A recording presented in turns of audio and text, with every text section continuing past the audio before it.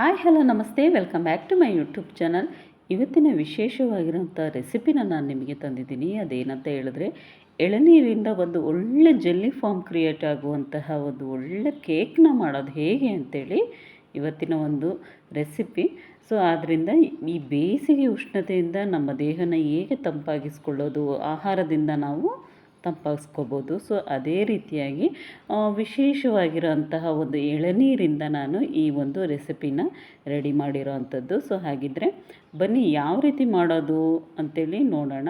So special ಆಗಿರುತ್ತೆ. So miss ಮಾಡದೆ ಎಂಡ್ವರೆಗೂ ನೋಡಿ, ಕೊನೆವರೆಗೂ. ಹಾಗೆಯೇ ಹೊಸಬ್ರು ಯಾರೆಲ್ಲ ಈ ಚಾನಲ್ನ ನೋಡ್ತಾ ಇದ್ದರೆ ದಯವಿಟ್ಟು ಇವಾಗಲೇ ಹೋಗಿ ಸಬ್ಸ್ಕ್ರೈಬ್ ಮಾಡ್ಕೊಂಡು ವೀಡಿಯೋಸ್ನ ನೋಡಿ ಅಂತ ಹೇಳ್ತಾ, ಸೊ ಬನ್ನಿ ಸ್ಟಾರ್ಟ್ ಮಾಡೋಣ, ತಡ ಮಾಡೋದು ಬೇಡ. Welcome back to my YouTube channel. ಮೊದಲಿಗೆ ನಾನಿಲ್ಲಿ ಎಳನೀರನ್ನ ತೊಗೊಂಡಿದ್ದೀನಿ. ಒಂದನ್ನು ನಾನು ಇದನ್ನು ಯೂಸ್ ಮಾಡೋ ಅಂಥದ್ದು. ಸೊ ಇದನ್ನು ಎಳನೀರು ನಮ್ಮ ದೇಹಕ್ಕೆ ಎಷ್ಟೆಲ್ಲ ಪ್ರಯೋಜನ ಇದೆ ಅಂತ ಹೇಳಿ ನಿಮಗೆಲ್ರಿಗೂ ಗೊತ್ತೇ ಇದೆ. ಈ ಬೇಸಿಗೆಯಲ್ಲಂತೂ ಎಳನೀರಿನ ಪ್ರಭಾವ ಆಗಲಿ ತುಂಬಾ ಹೆಚ್ಚಾಗಿದೆ. ಸೊ ಹಾಗಾಗಿ ನಮ್ಮ ದೇಹಕ್ಕೆ ಅನೇಕ ಉಷ್ಣತೆಯಿಂದ ನಾವು ಬಳಲ್ತಾ ಇರ್ತೀವಲ್ವ, ಅದಕ್ಕೆ ತುಂಬ ಒಳ್ಳೆಯೇ ರಾಮಬಾಣ ಅಂತಲೇ ಹೇಳ್ಬೋದು ಈ ಎಳನೀರು. ಸೊ ಆದ್ದರಿಂದ ಈ ಎಳನೀರನ್ನ ನಾನು ಒಂದನ್ನು ಓಪನ್ ಮಾಡಿ ಒಂದು ಬಾಣಲಿಗೆ ಇದನ್ನು ಹಾಕ್ತಾಯಿದ್ದೀನಿ.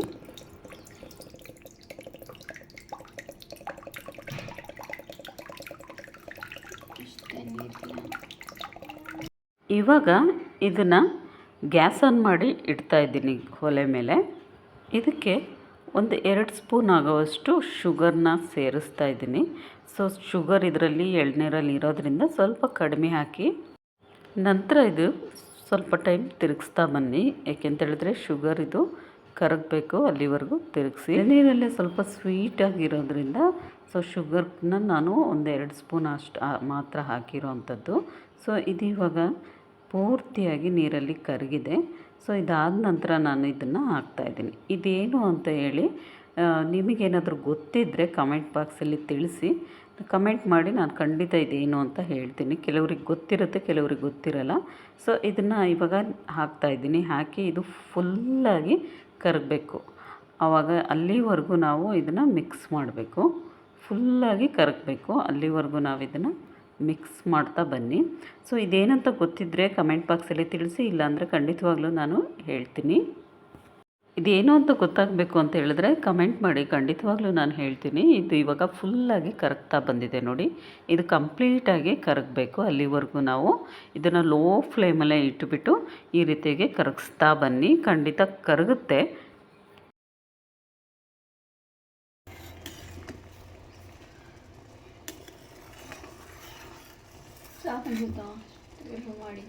ಇಲ್ಲಿ ನೋಡಿ, ಇದು ಪೂರ್ತಿಯಾಗಿ ಕರಗಿದೆ. ಇವಾಗ ನಾನೊಂದು ಪ್ಲೇಟಿಗೆ ಇದನ್ನು ಹಾಕ್ತಾಯಿದ್ದೀನಿ.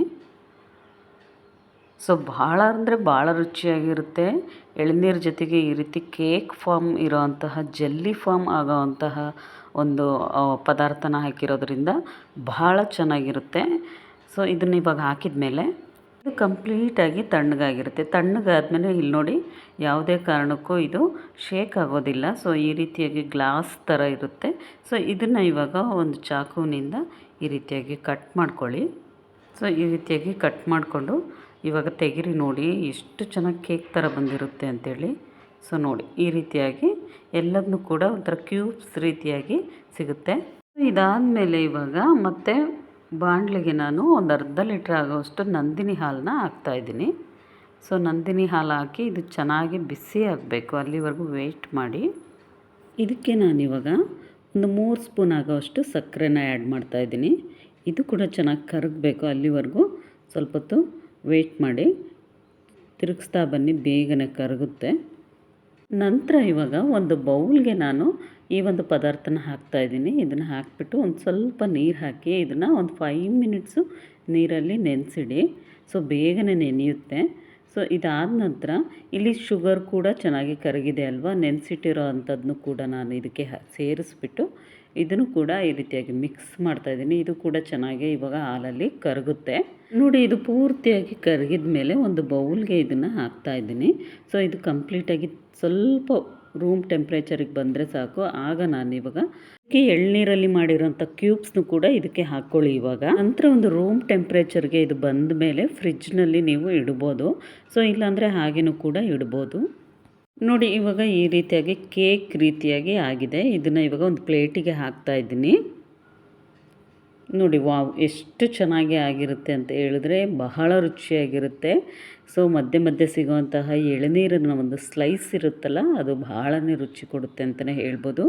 ಸೊ ಈ ವಿಡಿಯೋ ನಿಮ್ಗೆ ಎಲ್ರಿಗೂ ಇಷ್ಟ ಆಗಿದ್ದರೆ ದಯವಿಟ್ಟು ಇವಾಗಲೇ ಹೋಗಿ ಸಬ್ಸ್ಕ್ರೈಬ್ ಮಾಡ್ಕೊಳ್ಳಿ. ಮುಂದಿನ ಒಂದು ವಿಶೇಷವಾಗಿರುವಂತಹ ರೆಸಿಪಿಯೊಂದಿಗೆ ಮತ್ತೆ ಸಿಗ್ತೀನಿ ಫ್ರೆಂಡ್ಸ್. ಟೇಕ್ ಕೇರ್, ಎಲ್ರಿಗೂ ಬಾಯ್.